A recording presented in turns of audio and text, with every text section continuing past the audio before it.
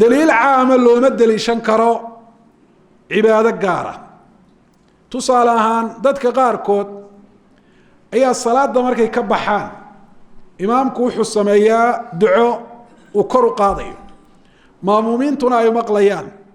iyaguna aamiin ay ka daba leeyihiin nebi maxamed baa ummadda imaam u ahaa muddo dheer nebi maxamed calayhi salaatu wasalaam adkaar iyo ducooyin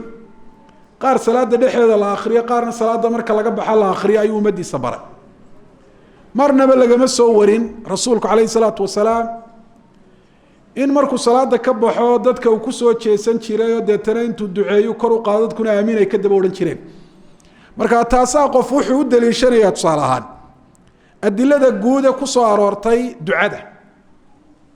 wa qaala rabbukum udcuunii astajib lakum buu daliishanaya rabbigiin wuxuu yihi ibarya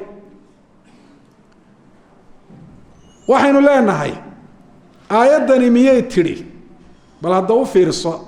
aayadda macnaheedu waa maxay rabbigiin wuxuu idin yidhi ibarya aayaddani miyay tidhi salaada markaad ka baxdaan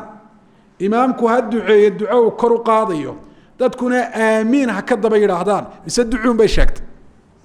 labadaa midna may sheegin aayaddu inuu imaamku ducada kor u qaado iyo dadku inay aamiin ka daba yidhaahdaan in ilaahay la baryaa un bay sheegtay marka waxa la diidan yahy waa maxay in ilaahay la baryo maaha waxa la diidan yahy taasi waa tay aayaddu sheegtay waxa la diidan yahy si aanu ilaahay odhan ii barya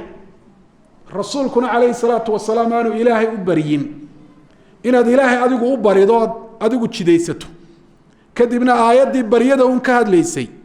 waxyaaba aanay sheegahayn oo aanay tusinahayn inaad u daliishato